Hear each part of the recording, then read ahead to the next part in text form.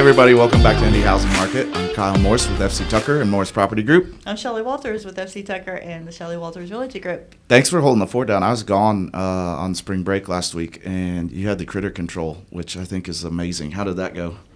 It was interesting, very interesting. I've learned I shouldn't be, feeding birds. Well, oh, okay. Why not? So my mom's a big bird feeder. I don't want to say like she has bird feeders. Like she's the person who's like, oh, let's take the rolls from the dinner table and take them home and feed them to the birds. Yeah, I do that too. So anyway, he said that not to feed birds, which piggybacked on the fact that I've been in my house now since January, and I didn't read the HOA. You know, they're always standard. Birds are in the HOA? Yeah, no, you can't feed the birds in the HOA. I already have my bird feeders out. And I also can't have wind chimes. And I had my wind chimes out already. And that is two things I'm like, I think I might be moving. You're telling me I can't have bird feeders or wind chimes in my house? Like this? Sounds like your agent didn't read the covenants and restrictions.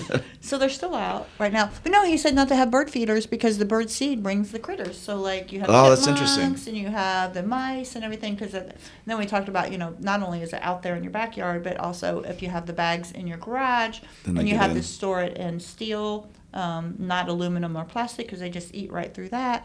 So it's very, very interesting. There's a lot of information, and that was on last week's podcast. If you want to listen to Tracy Sullivan and talk about all kinds of things, especially during inspections and what inspectors think are mice, he says are many times something worse, and that the like what? Bats. Chupacabra. What are we talking about? Bats? Bats are I was curious if you guys were going to talk about bats. I haven't had a second to listen to it, but we did a listing once, and I mean, bats was like they're dirty. $5,000 or $8,000 remediation. That's what he said. He said your buyer could say, oh, it's okay, it's no big deal, or the seller says, no, I'm not fixing it because it's in the attic. He said you need to have a second opinion, which is obviously what he does, but to go in and see what that cost is going to be. And he said it is not unusual for it to be $10,000 to $15,000. Well, they're protected. They're protected species too, and especially during mating season in like August or something. That's what we ran into. Like there's a certain way they have to be removed. Oh, he told us some stories about ceilings caving in with the soaked ceiling and stuff like that, which is years and years and years. Like I think I'd hear something up there, but we don't go in our attics. That gets back to we don't go in our attics. No. And you know what, sellers or buyers, I'm going to say homeowners, if you have been in your home for 10 or 15 years, just because you're not selling, you might want to just go ahead and do a full inspection just to see what you might find out's going on in your house that could be detrimental in a year or two that you could have fixed early on. You know how many inspections I've probably looked at that has a dead bird or two in the attic? Oh, that lots. It's like all the time. Lots. Yeah. But he said that many times they say mice, and I do see that. There may be mice in the attic, and he said so many times it's not that, and you should really have a second opinion.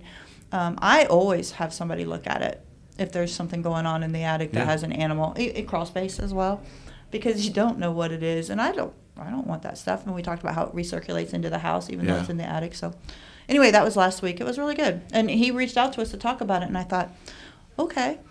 But it was interesting. I hope we get more of that stuff. Because sometimes there's just stuff that's, we stay pretty macro focused a lot of times. I mean, obviously we go down rabbit holes and down tangents, but there's just things that people are interested in that, we do run into, but it's just kind of the one-offs, but people are still curious about it, right? Like you start getting into water rights and docks, and like there's just so many other things. Riparian rights, Which in Geist, I learned when I was doing a listing was a very interesting situation. We won't go into it, but that, it's owned by the utility companies, so they're the ones that have the rights, not you as a landowner.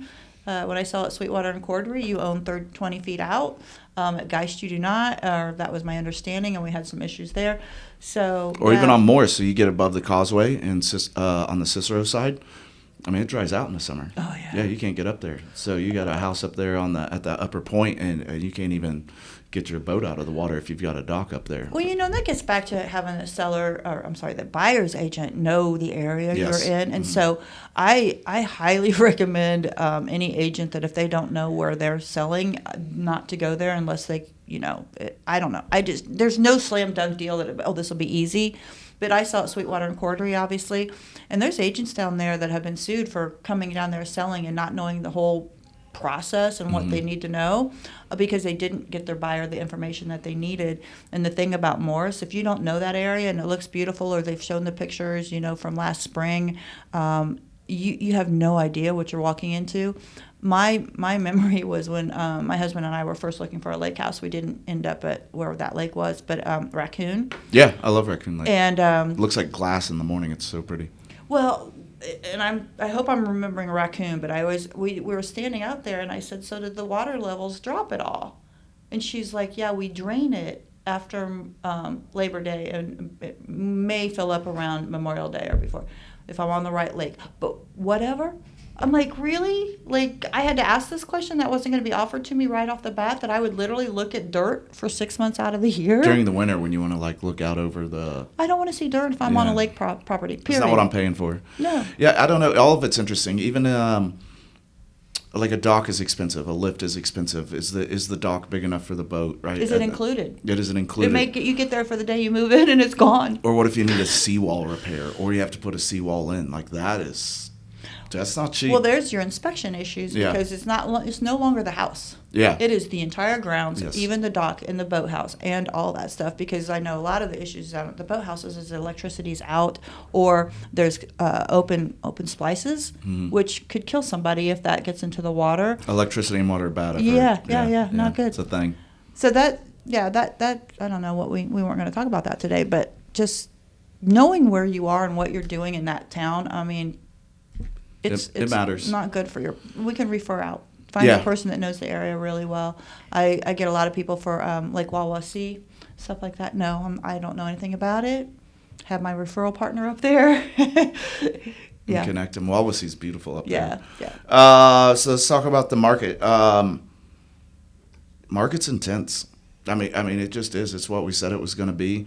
I think before we started the show, I was like, Fed has said that they are going to start their rate. They're supposed to do 3 rate drops, is what they predicted, right? I mean, that's not, obviously things can change. Yeah, they said they would do 3. World.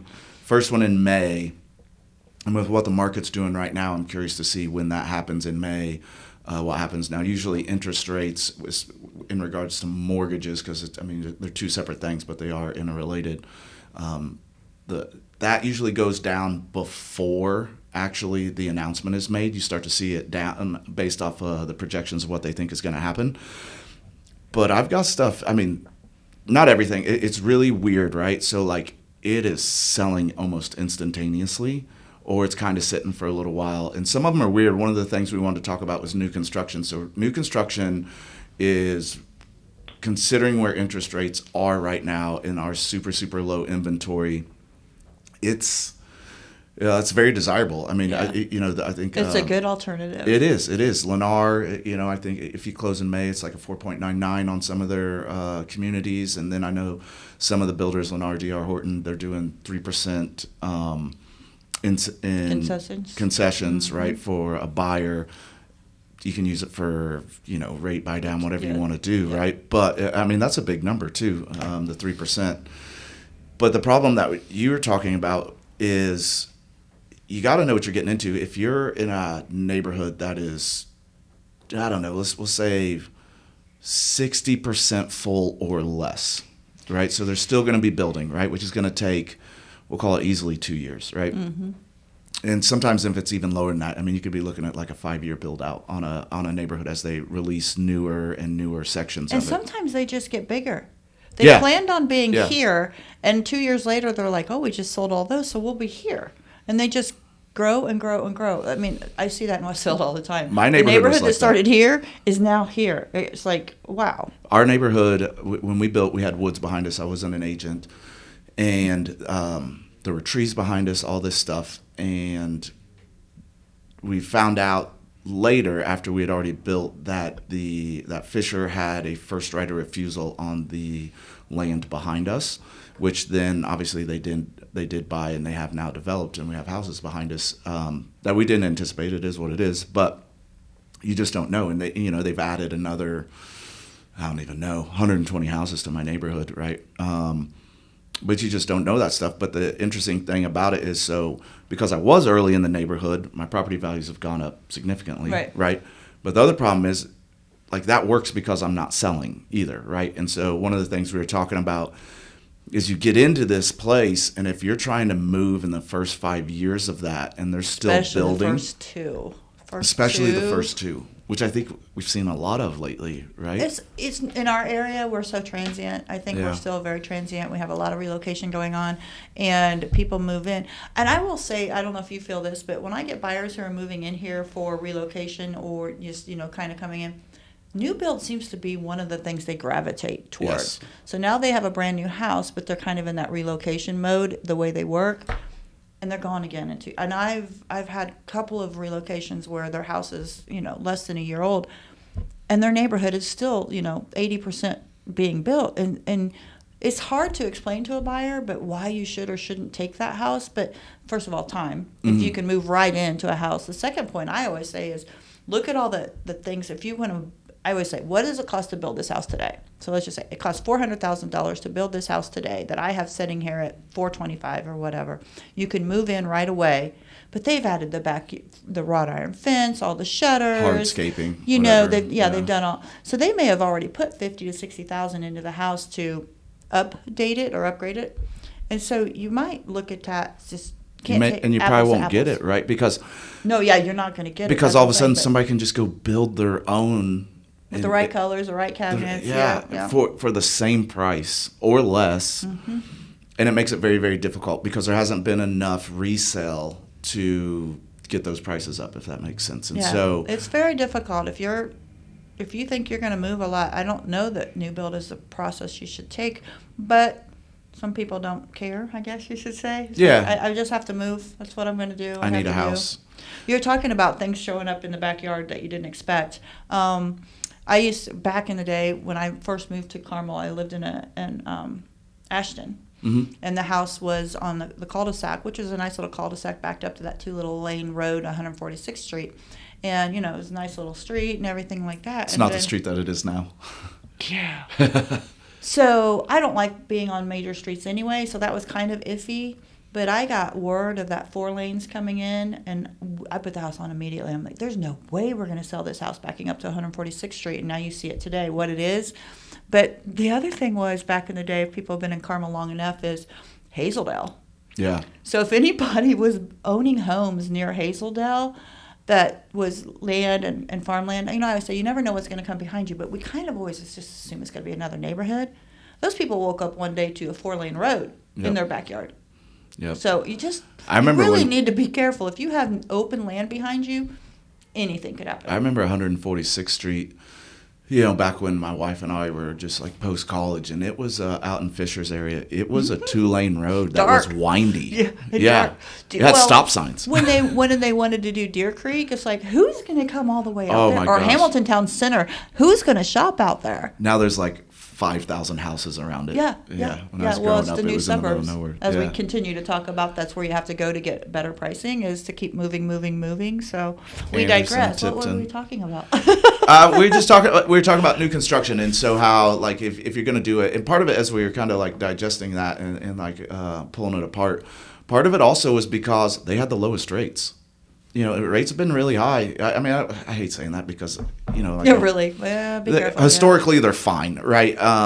But they were higher than what we were used to back in 2020, right? And so free money time. Yeah, exactly. Back when basically everything was like almost given away, right? So I think that's why a lot of new construction. Plus, there's just been a ton of development because inventory has been such a problem for so long as a side effect of 2008, quite honestly. We lost so many builders, and then we weren't building up with supply, and then or the demand. We weren't building up with demand, and then demand just exploded out of nowhere. And to build a neighborhood is a 18-month process. I mean, you got to buy the land, you got to put in infrastructure before they even start building a house, right? Let alone how long that takes. So, well, talking about this is I was at the meeting for my board for the Economic Development Committee that I'm on, and Indianapolis is being requested to provide information through my board of our housing and what we have available, because there's a couple of corporations looking here to come here, huge corporations, and they want to know, can we house their people? Like, can they move here? And so kind of. is the answer. But that's one of the ways they decide if they can come here. So they're interviewing cities and saying, can you? So the interconnection of our economic development and whether or not a company can move here with real estate is really interesting. But the conversation was with the builders in Baggy, and it's like, what can we do? And the builders were, to connection with Indianapolis said, heck yeah, we can do it. We'll just take everybody off of the other states and cities that we don't need as much building, and we'll go ramp up to, 50% of our production will go up. So if these companies come here, they're going to ramp up even more with our new builds, and it's just going to continue to have new build after new build. So it is an option, and it's a really good option for you, but just be very careful if you think you're going to be selling in the next year or two by any chance, because Westfield's a perfect example. So if I want to talk about the stats really quick in Westfield, we keep talking about this. So 32 hit the market in Westfield in the past 7 days. 8 of those pended of the 32, so not all of them, not very many, and 30 total pended. So we had a +2 go up in inventory. But the average days on market is 53 on the past 7 days, those that finally pended, and the median is 28. If you look at Carmel and Zionsville, which I do, and I know yours, we're much, much lower in all the other areas. But that inventory of new builds is making that market slower. And so there's 165 currently active in Westfield, and 93 are new builds. So it's still running 60% of any house that you can get, again, maybe not all out of the ground. But if you're a new build or a 1 to 2, 3-year-old house, it's going to be hard to have that person move to you, so the marketing has to be totally different. 125 houses sold in Westfield in the past 30 days, getting about 99% list-to-sale ratio. But the average days on market in the past 30 days was 44, and the median was 19. So our average and median went up the past 7 days in Westfield. Westfield is an interesting market right now, and looking at a lot of the houses in a couple of the neighborhoods, that are resales, they're looking at 100 days on market. So that average of 53, that's an average. We have to remember there's houses with a lot more than that. And the numbers don't really tell the story. You have to dig into the numbers to know the story there. Yeah. 100%. But it's just different. So Carmel had 31 hit the market, 20 of those pended, 33 total pended, so we lost 2 in the inventory. But the average days on market for the last 7 days was 37, and the median was 4. There's our magic number, 4. It's back. It's the weekend. I just sold 2 while I was on spring break. One when I was there and one when I was back, and both of them were gone in the weekend. Yeah. Well, active, there was 85 in Carmel, 30 are new builds, so obviously we don't have that issue in Carmel as much. 95 sold in the past 30 days, and the list-to-sale ratio is just teeny bit under 100%. Days on market for the past 30 days was average 28 and 5 median. So Carmel is staying at that 4 and 5 over the past 30 days. So Carmel's doing really well on their days on market. Totally different, like I said, from Westfield. Zionsville had 9 hit the market. 8 of those pended. A total of 13 pended, so we had -4 in the inventory. 19 days on market average, 6 median. There's 39 active right now. 18 of those are new builds. 27 sold there in the past 30 days with an average days on market of 32 and a median 5. So Zionsville, again, 6 and 5 and 99% list-to-sale ratio. So Westfield's an interesting market, and sellers just really need to understand what, you can't compare from city to city to city. You have to compare where you are, and again, goes all local to the neighborhood. So let alone when people get national news, right? And then they're like, just none of it tracks. Like it is as a whole, but everything is so micro here. I mean, just with this city, we're just talking about the north side. Like, let alone if I start talking about the west side. Like, that's kind of why we focus on the north side. 'Cause, this would be like a 2-hour podcast if I covered every single area. And then you get into the loop. Like, there's so many different areas within the loop. Indianapolis is very difficult. If there's something you guys, a city that you think, would be, if we have a lot of people say, why don't you cover this town, we can start adding it. Yeah. If there's a lot of interest on a different city, because we know for agents, we help you with the stats, so you can use those when you go on your listing appointments or tell your buyers what's going on.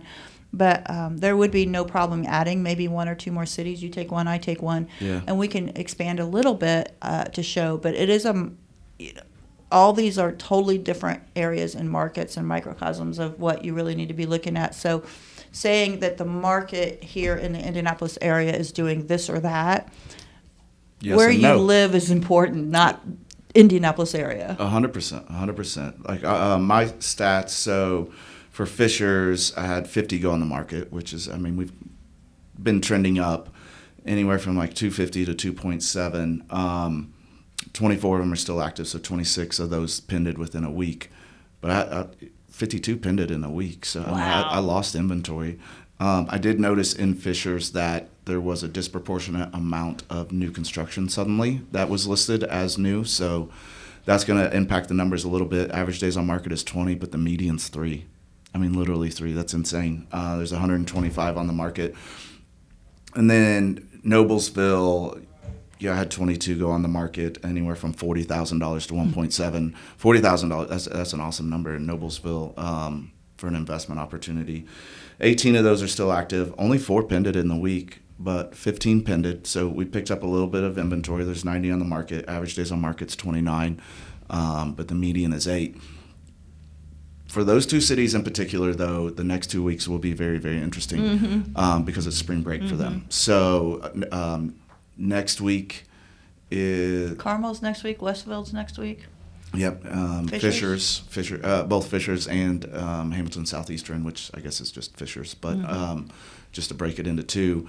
So the interesting thing about that is you're not going to pick up a lot of inventory for the most part because people will be on spring break. But hopefully sellers listen to. Hopefully a listing agent would say that because it will cause your days on market to go up with a lot less buyers in front of you. Yeah, you're losing part of like your buyer's pool. However, if you're a buyer, good time. It's the ideal time to buy. So if you're a buyer, the next 2 weeks is a really good time frame. But I'll also tell you in 3 weeks, you're going to start picking up a ton of inventory. Yeah. By the end of April, we're going to have a lot. But as you can see, it doesn't matter how much we're getting. The demand is so high, it's just getting eaten up. So you're going to have more options. And as somebody who just went through it, you pretend not every house is like this, but I've had some that have escalated and gone significantly over list price. I've had some that didn't escalate, but they were gone within a couple days. You got to be out there. You got to be out there. You got to be active. I always generally tell people Tuesdays and Thursdays are the days to look, right? Tuesdays to make sure it got through the weekend, and Thursdays because that's when not everybody, but the majority of I would say our trend in our market is that new listings go on the market Thursdays. I think that's kind of been a pretty regular norm for about the past 5 years. I have some people that are looking here they're out of state and they're watching the portal for a while to see what's out there. And I'll tell them, Thursday you'll start to see something like, what happens on Thursday? Why do you guys always have all these listings hit on Thursday? It's just weird. And I'm like, yeah, I told you, it's kind of the way our market is. And isn't that funny? I mean, will we go back? Yeah. Will we ever go back? But it was born out of the 2020, 2021 fiasco of just craziness and get the house on, take it right back. I've been doing it for 7 years. You have? Yeah, and so here's why. When I was new, I would list a house on a Friday, right? And I didn't get that much traffic on Saturday, and I get traffic on Sunday. And so I started to look into it. And the reason I do Thursdays, and I always do, I have a very set schedule for the listing week with cleaning on Monday, photos on Tuesdays, listing on Thursday, right? Yeah. And I do too now. I think it helped us a little bit to kind of have give you norm. Some control. Yeah, just a norm. Yeah. Instead of willy-nilly, here, there. And it helps the client know what's coming, right?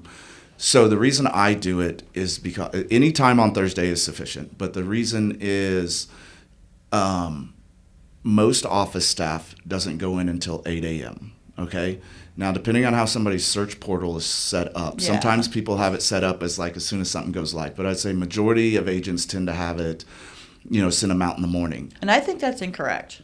That's a definite incorrect way, I think. Right, because you should have them missed sent that immediately. Whole Thursday day. Right, but I think it defaults to that when you first pick. And I think now it defaults it does default to as soon as something goes on the market. But the auto emails go out at 8 a.m. So you're not hitting the auto emails for Friday morning, and people look at the open houses and the houses they want to look at most of the time Friday at lunch. So if I missed that Friday morning email, then my traffic's going to be a little bit lower. So the only way to hit the Friday morning email is to hit go live on Thursdays. So that's why I do it. Is I kind of. But it's interesting you've always done it that way because not always. I had 4 or something, and I was like, this is just odd, and then I just paid attention one day, and I was like, oh, this goes out at 8. I was like, all right. office staff doesn't even turn mine live till like 8:20 or 8:30. It does help though, just to have a rhythm. Yeah. You can set and say this is how it goes, but I do remember it would just be like, oh, okay, we'll be live Tuesday. Okay, well, you'll be live Monday. Okay, and it's just much more methodical as a listing agent as well to know what you're doing, what you can tell your seller to do. You can have your photographer. I mean, all of that stuff. But I wonder if it'll go back. I don't know if it will. I don't know if it will either. If anything, it might get pushed up. Yeah. It might be Wednesdays all of a sudden. But I will say, all of a sudden in the past 3 weeks, it's gone back to how it was, not last year, but 2 years ago. I mean, I'll do a coming soon post, and I have agents calling me to see if they can get in the day before it goes live. I'm like, I can't do that. Like, that's not how this works, like, for the record. Yeah. Pre-market has rules. Yeah, it does have rules. I think it's funny when I get those phone calls because I'm like, no, I cannot do that. I'm not allowed to. But that is more of a bigger... Isn't it funny, the stories that they tell? Yeah. Like, we have to because they're having 3 babies tomorrow, I'm like, okay, or they're leaving town tonight. The stories. If they're having babies, maybe they shouldn't be buying a house this weekend. But it's just, that's what I mean. It's like the oddest stories. And I'm just like, I've heard all of these stories. You're not the only one that comes up with these. And I can't do it. The seller's not ready. I've told my seller what to expect and what they should do. And I'm not going to automatically call them and go, oh, somebody wants to see your house at 5. When I told them it's going to start tomorrow. Well, as soon as somebody's allowed to see it, everybody's allowed to see it. Absolutely. And it has to be, everybody has to be notified, right? Or they say, I'll just send you an offer sight unseen. I don't like that either. I won't. I don't agree with those at all. It's a good way for a deal to fall apart. It's pretty easy way for them to fall apart. Absolutely. Yeah, it's all interesting. But I think to me, like, it speaks more to how big of a supply and demand problem we have here locally. That people are just calling me. Like, I haven't even posted photos when I do a coming soon, right? Like, I usually just do a sign in the yard, like, hey, this is where it's at, keep your eye out for tomorrow. And it's the front of a house. And they're like, can we get in? What? Like, you don't even know how many bedrooms. I mean, maybe. Right. They could look it up. They could go on the property records, all that stuff. But, like, you have no idea. Like, there could be a hole in the living room. And they're like, yeah, can we get in early? No, you cannot get in early. Well, that's the desperation of, all of that. Of the buyers, yeah.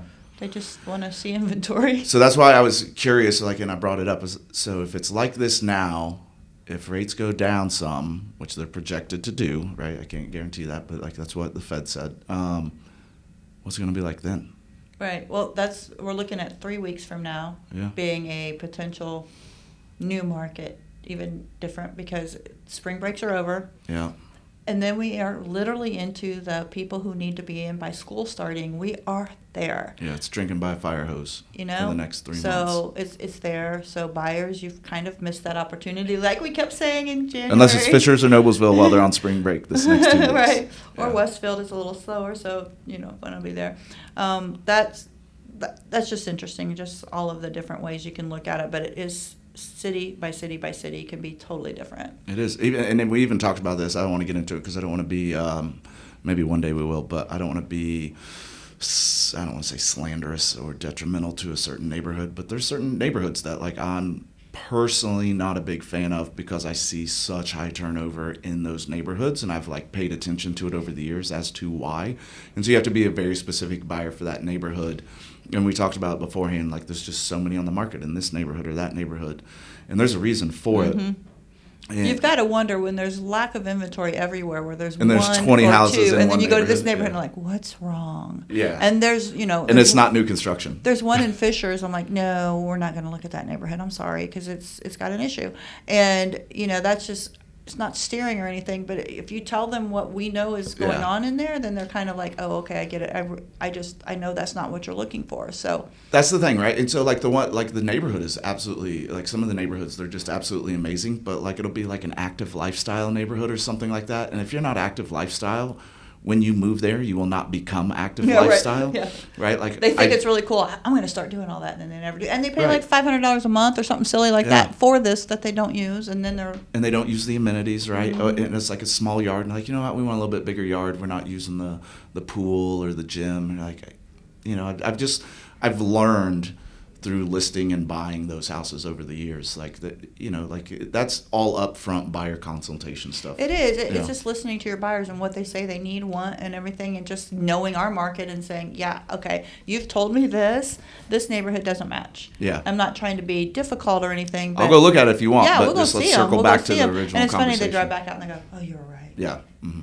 Yeah. But anyway. But you got to be able to do that. I don't know. It's just all really interesting. That's why we started doing this in the first place. Is there's like just so much minutia within these data points, and then you like pile in human behavior around it and human consumption and then media and all this stuff. And there's just a lot there to dissect that. I mean, we could probably do a podcast about it every single week for an hour if we wanted to. Yeah, We already do. Bore everybody. We already do. Yeah. I don't know. It's just really, really interesting. And so, like, you and I are just nerds like that, and we like to go into it. And so we just do it for the benefit of everybody else so they can kind of learn, or at least open their eyes to looking at things.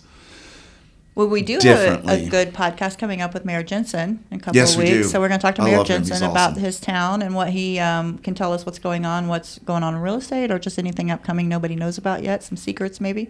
So that'll be an interesting podcast. But that one is my wife grew up in Noblesville. I know Noblesville very well, and there's been a whole thing. I'll be curious if I can get them to talk about it. There's people who've been in Noblesville for 20 and 30 years, and they're like, hey, our secret little town that's amazing has been found out, and so everything's more expensive. But, like, at the same time, like, you get all the restaurants, you get all the infrastructure, you get all these other things. And lots of new amenities. I lived in Noblesville in 85-ish.